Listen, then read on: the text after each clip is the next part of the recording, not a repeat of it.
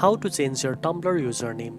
First of all, open the Tumblr app and log into your account if you haven't already. From the dashboard, tap the profile icon located at the bottom right corner of the screen. This will open your blog page. Next, tap the gear icon in the top right corner to access your blog settings.